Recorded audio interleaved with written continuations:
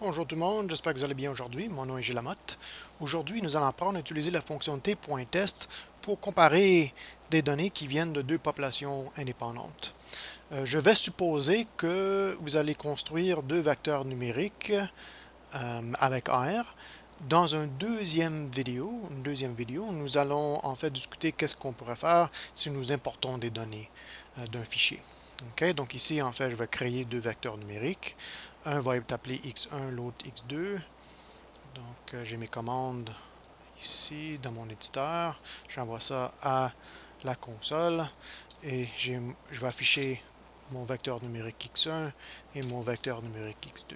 Donc, je vais supposer que ceux-ci sont des données des échantillons de deux populations indépendantes. OK? Donc, nous allons en fait nous poser quelques questions afin de déterminer comment nous allons utiliser la fonction t.test. La première question est la suivante. Est-ce que nous avons des données qui sont non appareillées, c'est-à-dire que nous avons des échantillons de population indépendantes et que nous avons ces données dans deux vecteurs numériques? Donc ici, par exemple, disons x1 et x2. Ici, c'est oui.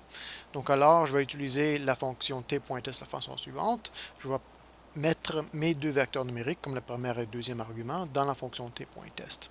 Okay? Donc là, je vais essayer d'expliquer la sortie de cette commande-là.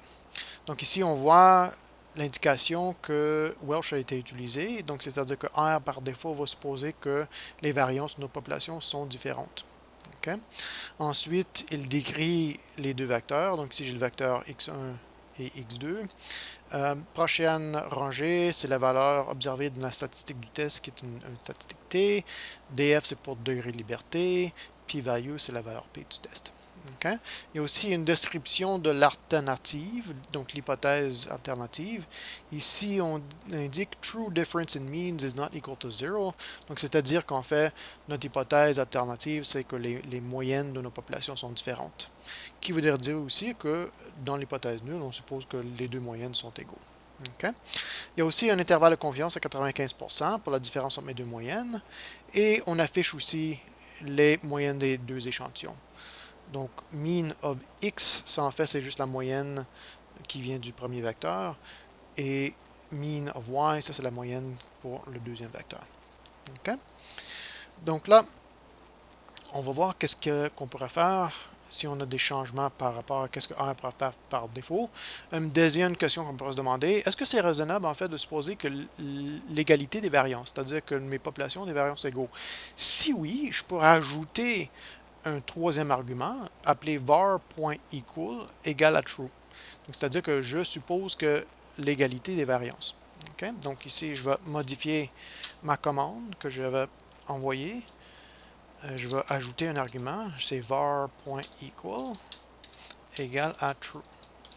Donc là, c'est la version de student pour comparer les deux moyennes. Okay? Ensuite, une troisième question qu'on pourrait se demander, c'est plutôt, est-ce qu'on veut utiliser une alternative unilatérale au lieu de bilatérale? Donc, si oui, je pourrais ajouter un argument alternative égale less ou alternative égale à right, dépendamment si je veux une alternative à la gauche ou à la droite. Donc ici, je vais modifier mon dernier argument. Je vais garder le var.equal égale à true, donc c'est-à-dire que c'est la version de student du test, et je vais ajouter une alternative unilatérale. Donc, je vais indiquer alternative égale à less. Et donc là, si on voit la description de l'alternative, c'est true difference in means is less than zero. Donc, c'est-à-dire que dans notre alternative, on suppose que la moyenne de la deuxième population est plus grande que la moyenne de la première population. Okay?